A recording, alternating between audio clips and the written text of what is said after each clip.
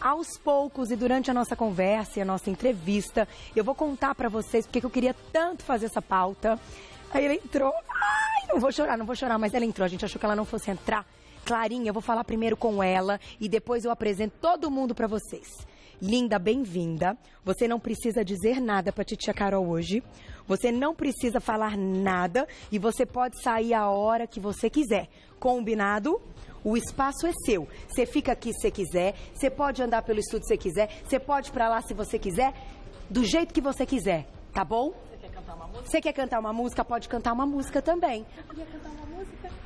Ah lá. Isso, mas vamos lá. Mostra ela andar lá. Foi embora, ela foi, acabou. Aí, era isso que eu queria mostrar antes da gente começar a pauta. Vai lá com a Lady, queridíssima, que cuida aí da Clarinha também. Agora vocês vão entender por que a gente vai fazer uma pauta hoje multidisciplinar e quem é que está aqui com a gente. Bom, mais uma vez, queridíssimo Dr. Paulo Porto de Mello, neurocirurgião, bem-vindo. Obrigado, sempre um prazer tê-lo aqui. Estou conhecendo hoje o Dr. Maurício Mendes Barbosa, bem-vindo também. Prazer tê-lo aqui, ginecologista e obstetra.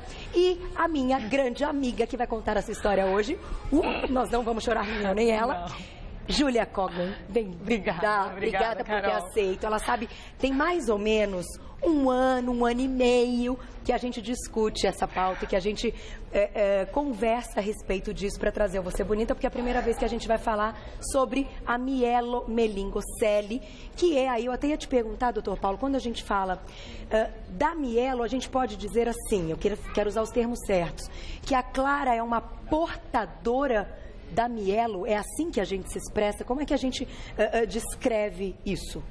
Não é uma forma consensual de como falar. Portadora, cometida por, são formas aceitáveis. Tá. Porque a mielomeningocele é um distúrbio no desenvolvimento do feto. Uhum. Então a medula, ela se desenvolve entre a terceira e a quarta semana de vida intrauterina. Ela é uma placa e aí ela se desenvolve, ela vai se fechar. Ela vai de uma placa, ela vai virar um cilindro. Uhum. Então, nessa fase, alguma coisa atrapalhou o fechamento e ao invés de um pedacinho dela se fechar, esse pedacinho ele ficou como uma placa ainda. Então, a pessoa que nasce com essa condição, ela é acometida pela mielomeningocele ou é portadora de mielomeningocele. Agora, no caso, como ela já foi operada, já foi corrigida, então ela é portadora de uma mielomeningocele corrigida. Corrigida, a gente pode dizer assim. Pode. Você quer citar, Júlio, como você fala a respeito disso? Normalmente eu falo que é, porque normalmente muitas pessoas me perguntam na rua e aí eu comento, ela tem mielomeningocele. Ela tem mielomeningocele. Às vezes eu não falo nesse linguajar, às vezes eu falo assim, ela teve um probleminha na coluna, que não fechou. Depende, assim, se eu tô naquele humor pra de explicar tudo, exatamente, ou se eu só quero encerrar o assunto. Entendi, esclarecer quando perguntam, quando veem ela na cadeira. E vocês viram que ela vai mesmo, é um negócio de louco o que ela se locomove, né? É muito lindo, inclusive a gente vai mostrar mais daqui a pouquinho. Na verdade, hoje, além de entender um pouquinho a respeito da mielo, a gente tem alguns objetivos com essa pauta. Contar o que é a doença, vamos entender se a gente pode prevenir a mielo e mostrar para vocês como uma criança que tem, então, um diagnóstico, que nasce com a mielo, pode ter qualidade de vida, que é o que a Clarinha tem, feliz da vida. E daqui a pouco vocês vão acompanhar com a gente imagens muito legais. Daqui a pouquinho, doutor Maurício, a gente vai entrar nessa parte que é uma cirurgia que é possível ser realizada, que a Júlia passou por ela, que é a cirurgia intraútero. Antes, a gente tem um vídeo para exibir para vocês que mostra o que acontece ali internamente, que foi o que o doutor Paulo explicou. Queria que você então retomasse. Vamos colocar o vídeo, Má? Tá no ponto? É o que mostra então o que é a mielo. A gente conseguiu ilustrações bem legais, bem interessantes. Vamos lá, doutor Paulo, pare quando quiser e explique aí. Então o vídeo está começando pelo processo da fecundação, né? O espermatozoide se une ao óvulo, começa a desenvolver o feto. Essa é uma fase de intensa proliferação celular e é onde vão se formar os órgãos e sistemas do futuro organismo adulto. Uhum. Então nessa fase inicial, a medula, que é o que leva a informação do cérebro até o resto do corpo, ela ainda é uma placa. Uhum. E essa placa, por volta da terceira, quarta semana de vida do embrião, ela se fecha e vira um cilindro. Tá. Aí, produção, pode parar um pouquinho, como está demonstrado, por alguma razão específica, essa placa ela não fez o movimento de fechamento Tá. em um segmento. Que segmento pode ser esse? Em qualquer segmento, pode ser na região do pescoço, isso pode acontecer no cérebro, aí recebe o nome de encéfalocele, isso pode acontecer na medula torácica, pode acontecer na medula lombar, que é o final, né, da medula torácica, transição para cauda-equina, que é o mais frequente. Então, a região lombar é geralmente onde a gente vê isso com mais frequência. Certo. Pode voltar o vídeo se quiser. E aí, como não houve esse fechamento desse cilindro, isso costuma vir acompanhado por um defeito de pele.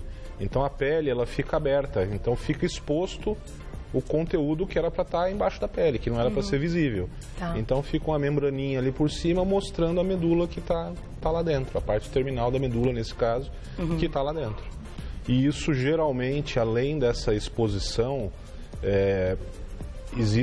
pode haver associado uma perda de um líquido, que a gente chama de líquor, que é o líquido que envolve o tecido nervoso central.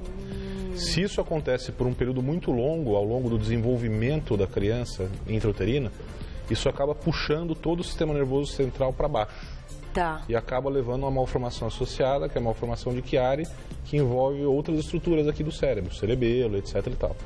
Por isso que nossos colegas obstetras abriram a possibilidade aí de um tratamento fetal, porque a gente corrige esse defeito o mais rapidamente possível para evitar essa complicação que é induzir uma malformação cerebral secundária a esse defeito. Antes da gente falar dessa cirurgia, doutor Maurício, a gente pode hoje especificar, dizer, citar quais os motivos que levam aí essa gestação desenvolver a mielo, ter, enfim, tudo que o doutor Paulo descreveu? Não se sabe o motivo específico, assim, o principal... algum ponto específico é o ácido fólico, a deficiência de ácido fólico na formação, no fechamento do tubo neural. Né? E daí hoje se suplementa ácido fólico na dieta, em diversos países na Europa se suplementa ácido fólico e é prática no pré-natal a gente introduzir o ácido fólico desde o início da gestação, mas o mais correto é introduzir o ácido fólico até 2, 3 meses antes da pessoa engravidar. Então, numa orientação antinatal, né, antes da pessoa engravidar, deve-se introduzir o ácido fólico na pessoa que nunca teve nenhum feto com defeito de fechamento do tubo neural, numa dose de 400 microgramas por dia. E nas pessoas que já tiveram, essa suplementação é mais intensa, uma dose maior de 4 miligramas por dia, 2 a 3 meses antes da gestação. E o ideal, por isso que falam então que ter uma alimentação rica em ácido fólico é no caso da pessoa engravidar, se surpreender com a gravidez, não estava esperando, ela já tem aí uma reserva. Nos países frios isso é mais difícil.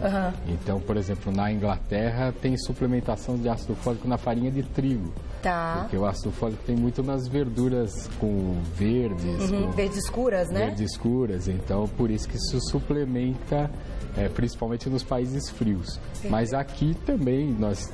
temos já muitos alimentos enriquecidos, a gente inclusive consegue ver no rótulo, né? A mielomeningocele, ela parece uma incidência muito grande na população.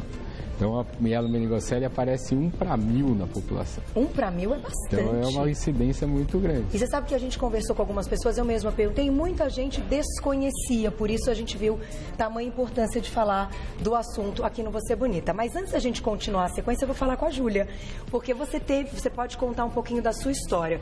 Quando que você descobriu, né? Como é que foi a sua gravidez? Quando que você descobriu? Qual exame que então detectou? E o doutor Maurício pode complementar, né? Eu tive uma gravidez tranquila, programada. E aí, estava fazendo os ultrassons de rotina. No segundo ultrassom morfológico, que é aquele normalmente que a gente descobre o sexo da criança. Por volta de 5 meses, né? Isso. Aí estávamos no ultrassom, quando a médica viu o pé torto, né? E então ela foi procurar o porquê do pé torto da Clara. E achou a mielo. Tá. Eu, particularmente, tive muita sorte, porque já estava fazendo ultrassom num centro que era atendido para o Dr. Maurício. Olha, isso é coincidência. Eu já saí do meu ultrassom direto para o Dr. Maurício, que já me explicou um pouco, que já fez o exame para ver coração da Clara, para ver se ela já tinha desenvolvido hidrocefalia ou não. Então, assim, eu me considero uma pessoa de muita sorte, porque eu estava no lugar certo. E isso foi coincidência pelo seguinte, a gente tentou até entrar em contato em alguns médicos, com alguns médicos que fizeram a cirurgia que a gente vai falar daqui a pouquinho na Júlia, mas a gente achou que não era necessário também ter os médicos que vivenciaram aquilo. A gente está falando do fato e a Júlia é uma personagem, um exemplo, para contar um pouco dessa história. Mas muita coincidência que a Ju, nossa produtora, então chegou o doutor Maurício, que conhecia a Júlia e participou também, né? Eu fiquei bem tranquila de saber que o doutor Maurício ia estar aqui. E aí, doutor Maurício, então assim, você hoje, além de ginecologista e obstetra, você é especialista na avaliação desse tipo de ultrassom. Eu sou especialista em medicina fetal. A gente tem uma equipe multidisciplinar. O coordenador da equipe é o professor Antônio Moron e o professor Sérgio Carvalheiro na parte da neurocirurgia. Que no caso foram os médicos da Júlia, né? Isso, foram. Eu opero com eles desde 2003. Foram as primeiras mielomeningocélias a serem operadas, que foram ainda operadas lá no Hospital São Paulo, na Escola Paulista de Medicina. E daí eu ainda, na época, ainda instrumentava a cirurgia. Hoje em dia a gente opera junto, eu, o professor Moron e o professor Sérgio.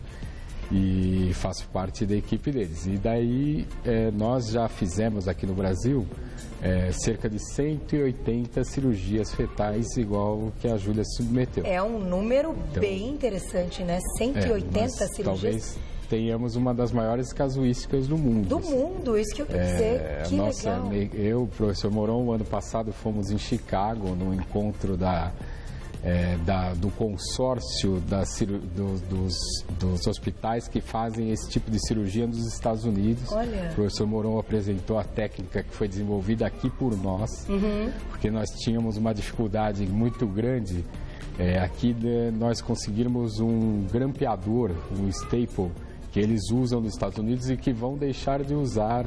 Esse ano eles já não estão mais usando porque a fábrica parou de usar esse grampeador. E daí, aqui no Brasil, o professor Moron, juntamente com a nossa equipe, desenvolveu uma técnica nova para realizar esse tipo de cirurgia. E você sabe que, doutor Paulo, outro dia a gente estava bolando essa pauta, foi aquilo que você me contou, das mudanças da cirurgia, que hoje a gente consegue ter... digamos assim, um resultado mais satisfatório para que dê tudo certo, tanto para a mãe, para ela continuar a gestação, quanto para o bebê. Na verdade, Carol, a introdução da cirurgia fetal para esse tipo de doença mudou significativamente a história das crianças. Tanto a história de vida, porque isso está diretamente relacionado com o desenvolvimento de hidrocefalia. Então, se há hidrocefalia, a mortalidade dessas crianças nos 5 primeiros anos é muito mais alta, é quase o dobro. E quando se opera essa criança ainda intraútero, a mortalidade cai pela metade. Uau. Então, isso por si só já influenciou. Mas eu tenho uma outra linha de pesquisa ainda também dentro da cirurgia fetal, que eu estava comentando com o Maurício aqui antes da gente entrar, que é similar a isso, mas não envolve a questão do grampeador. O grampeador é usado no fechamento, na fase final da cirurgia uterina. A gente está desenvolvendo alguma coisa, uma abordagem diferente. Você vai contar pra gente, a Júlia vai contar qual foi a cirurgia que ela fez. Tem pergunta, Márcia? Quer colocar pergunta? Vamos colocar uma perguntinha na tela, que é da Cibele. Um beijo. Outro, como é que é, doutor Maurício? A gente pode dizer que tem um fundo genético aí? A mielomeningocele, ela é multifatorial. Talvez, muito provavelmente, tenha alguma conotação genética com o desenvolvimento das pesquisas de genoma. Isso deve ser identificado, né? Mas ainda a gente não tem nenhuma maneira de prevenir com alguma engenharia genética ou alguma coisa assim. A maneira de prevenir é com o ácido fólico, que diminui em 70% o risco de você ter um outro nenê com mielomeningocele. Quem tem um filho com mielomeningocele tem 2 vezes o risco da pessoa que nunca a teve. Entendi. Né? E claro, vai ter mais chance, porém, tem mais chance. Não quer dizer que vai ter. Tem que prevenir. A forma de prevenção é a que a gente citou, do ácido fólico. Isso. Vamos falar então dessa cirurgia que vocês já comentaram. A gente tem um vídeo ilustrativo. Doutor Paulo, você pode começar falando, doutor Maurício pode também citar aí o que achar interessante, a gente vai colocar o vídeo na tela. Essa é uma cirurgia feita em que momento, doutor Paulo? Então, existem momentos distintos conforme o país onde isso é feito, né? Aqui no Brasil isso é feito um pouco mais tardiamente, mas de forma geral, sempre antes da 27ª semana de gestação. Ok. Por que a gente faz isso? Pode pausar um pouquinho, produção, só para a gente dar essas informações gerais, aí o Maurício já entra explicando a técnica. Tá. Porque o que a gente quer, na verdade, é evitar a exposição do tecido do sistema nervoso central, da medula, ao líquido amniótico, que é o líquido que envolve o feto.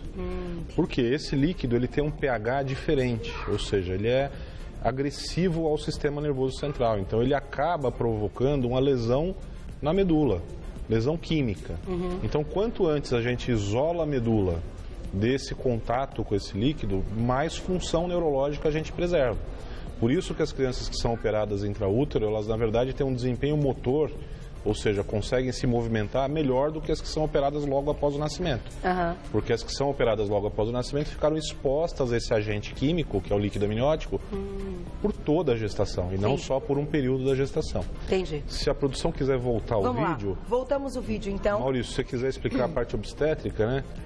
A barriga é aberta, então. A cirurgia que nós realizamos é a cirurgia a céu aberto, que nós falamos, né? Então, é feita uma incisão 3 centímetros acima da síntese pública, uma incisão mais ou menos de uns 17 centímetros, parecido com a incisão da cesárea, talvez uma incisão da cesárea um pouco mais prolongada, né? E daí nós rebatemos o útero para fora da cavidade abdominal e realizamos uma incisão corporal no útero. E daí expomos a mielomeningocele nessa incisão que tem por volta de 4, 5 centímetros. E depois costura tudo de novo. Depois a gente costura tudo de novo, inclusive a membrana amniótica, o miométrio e toda a parede abdominal. E continua a gravidez. Nós realizamos essa cirurgia entre 24 a 27 semanas. Igual, porque assim, nós tivemos um divisor de águas na literatura mundial, que é um trabalho que foi feito por 3 universidades americanas para ver se era melhor esperar nascer ou melhor esperar operar intraútero. E esse trabalho foi publicado em 2011 e demonstrou que era melhor operar intraútero pelo ganho que as crianças tinham em relação à hidrocefalia, que diminuía muito a taxa de hidrocefalia. No estudo americano, diminuiu de 82% para 40%.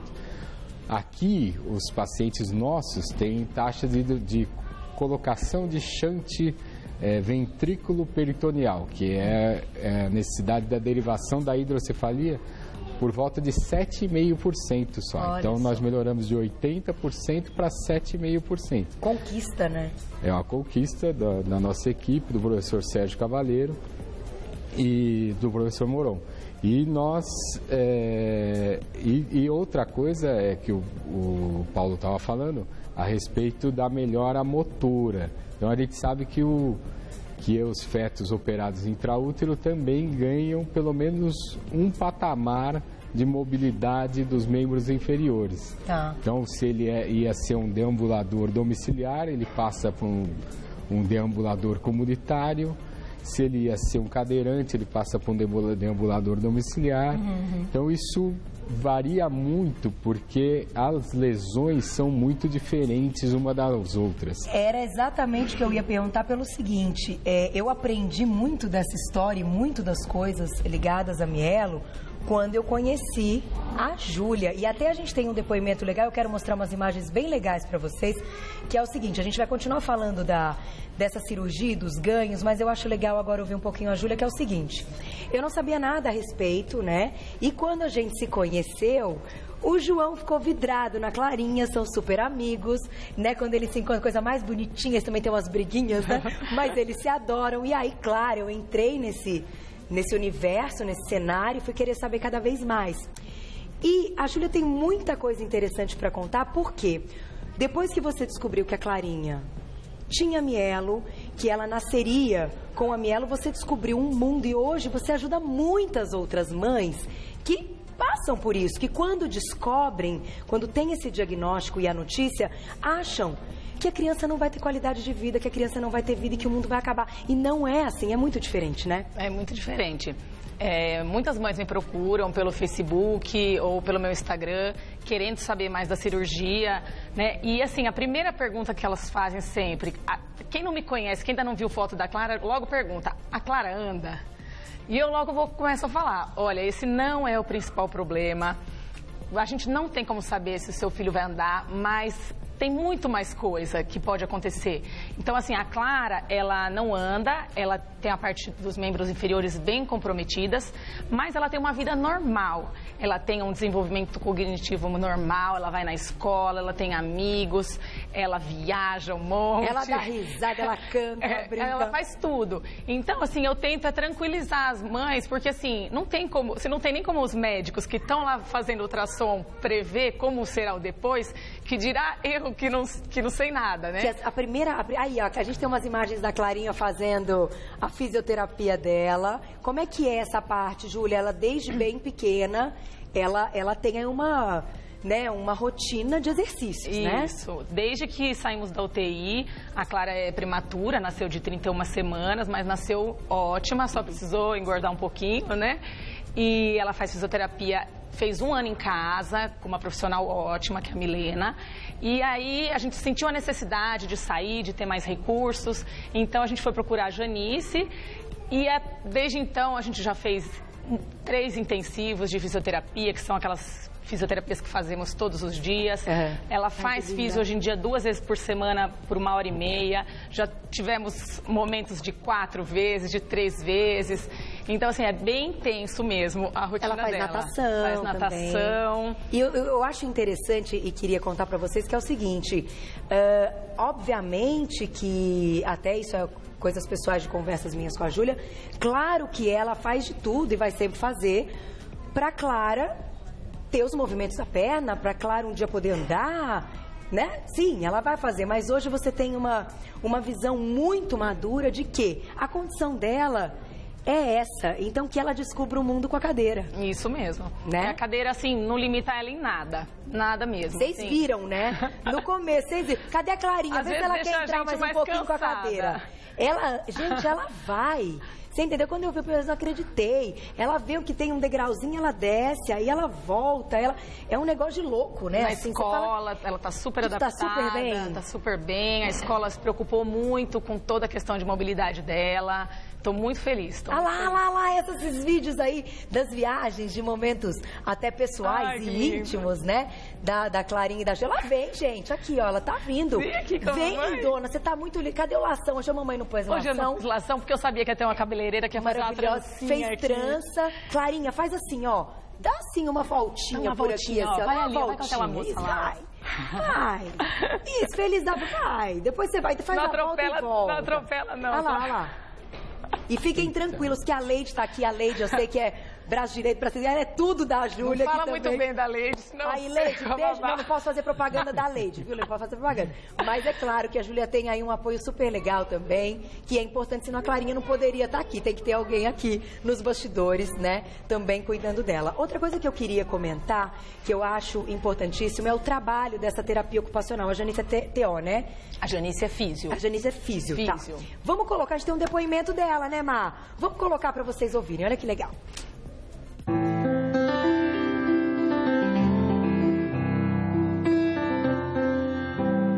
Conheci a Clara quando ela tinha 1 ano. Ela veio fazer uma avaliação. Nesse primeiro momento, nós reparamos assim que ela não tinha muitos movimentos das pernas, principalmente da perninha direita. Ela tinha pouca atividade muscular, tinha retração das articulações, ela não tinha muita amplitude de movimento. Isso decorrente da mielomeningocele, que ela nasceu, e da luxação dos joelhos e dos quadris, do pé torto também, que foram decorrentes do parto. Quando ela chegou, ela já tinha feito uma primeira cirurgia para correção de um dos joelhos, do direito, e foi aí nesse momento que eu comecei a cuidar da Clara. Nesse período todo, nós só temos a agradecer aos benefícios que esse método veio trazer para a Clara. Ela ganhou muita coisa. Ela ganhou amplitude de movimento, ela ganhou musculatura, ela ganhou equilíbrio. Foi possível a gente colocá-la em pé. Foi possível ela sentar, que ela também não sentava. Os ganhos foram muito grandes nesse todo esse período que a gente está trabalhando. Agora, a gente está focando muito para a Clara ganhar uma locomoção de outra forma, andando, né? Então, nós estamos treinando com e sem esse tutor longo, que é um aparelho que segura as articulações dos membros inferiores, mas que também a gente faz esse treino sem o aparelho para que a musculatura possa trabalhar durante a atividade. A gente usa o andador, nós usamos as barras paralelas, nós usamos as bengalinhas, todas são maneiras dela perceber diferentes formas de marcha. E eu acredito muito na Clara, eu acho que ela vai vencer. Ela é uma guerreira. Ela vem mostrando pra gente esse tempo todo que ela quer aprender, que ela gosta de fazer, que não existe limite para ela. Então nós vamos acompanhá-la dentro do desejo dela e explorar todas as possibilidades que ela tem.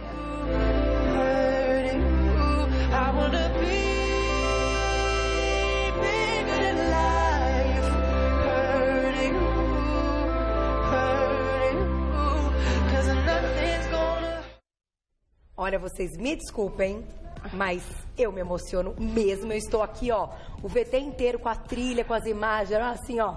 A Júlia também não tem jeito, não tem jeito. E por que eu me emociono mais? Vou contar, peraí. Eu falo, não, cara, mas o que tem a ver uma coisa com a outra? Porque você é amiga da Júlia que você quis contar a história? Não só isso. Minha mãe é terapeuta ocupacional. Inclusive, como eu não acredito em coincidência, minha mãe estudou com a Janice, que é a fisioterapeuta da Clara. Eu não acredito em coincidência, isso não pode ser uma coincidência. Quando a gente se conheceu, que minha mãe estava junto, minha mãe falou, ai, quem cuida da Clarinha? A Janice. Minha mãe falou, não acredito. Nós nos formamos juntas na USP, etc, etc. E aí eu falei, gente, não existe coincidência, a gente acabou ficando amiga realmente por acaso, né, de uma situação muito legal, a gente se gostou, rolou, os nossos filhos ficaram amigos, e eu vejo o trabalho da minha mãe há mais de 30 anos. Então, quando eu vi essa história, eu falei, gente, não é possível que essa história caiu no meu colo e eu não vou contar ela na televisão. Então, eu pedi a ajuda do Dr. Paulo, agradeço ao Dr. Maurício e agradeço mais ainda a Júlia. Obrigada, Ivaí, por estar aqui e abrir aí essa vida pessoal, porque isso é uma história pessoal, não é verdade? E contar pra todo mundo. Obrigada, viu? Pronto, falei, agora não vou mais chorar. Agora eu já contei pra todo mundo. Um beijo pra minha mãe, que é uma profissão que não é fácil, é uma luta diária com cada criança ou com adulto, é uma reabilitação que merece todo o nosso respeito. E os pais guerreiros e muitos filhos que levam os pais, que já estão numa idade avançada, também para fazer a reabilitação, é muito lindo. Eu aplaudo sempre todos os fisioterapeutas e TOs que têm esse trabalho. Bom, vamos voltar para o nosso assunto. Agora é o seguinte, Dr. Paulo, você está aqui também porque essa cirurgia que a gente contou há pouco, intraútero, é realizada com muitos profissionais. Tem que ter um neuro, tem que ter um ginecologista. E por que que isso acontece? E aí eu queria que você citasse aquele caso da válvula, que uma vez a Júlia me contou, que tem crianças que colocam válvulas. Como é que é isso? Eu gostaria só de retomar um pouquinho no que você estava falando. A presença do cirurgião, seja do obstetra ou do neurocirurgião, na vida da Clara e da Júlia, ela é uma presença pontual. Então a gente vai lá num momento muito delicado, muito complexo e intervém de forma aguda. E acabou. Deu certo, a gente cai fora e fica ali acompanhando de uma forma meio que de tutoria. A presença dos profissionais de apoio, a fisioterapia, a terapia ocupacional, não é uma presença pontual, é uma presença constante ao longo da vida. Então a atuação é igualmente importante. Não é uma atuação tão intensa, mas é uma atuação extremamente complexa, que muitas vezes vai determinar o grau de independência dessas crianças. E aí a gente envolve a atuação do terapeuta ocupacional, do fisioterapeuta, do psicólogo, para ajudar os pais a entenderem que a criança vai nascer com uma condição diferente. para ajudar a criança também no seu desenvolvimento. Quer dizer, uma criança que nasce com a mielomeningocele não quer dizer que ela não vai andar. Ela pode andar, mas talvez isso não aconteça na idade que uma criança que não tem anda. Entendi. Mas então tem é isso que está sendo trabalhado agora. E mesmo que não ande, ela tem possibilidade de se locomover, não é? Então o que eu digo não é um diagnóstico selado, nasceu com mielomeningocele e minha filha nunca vai... Não é assim.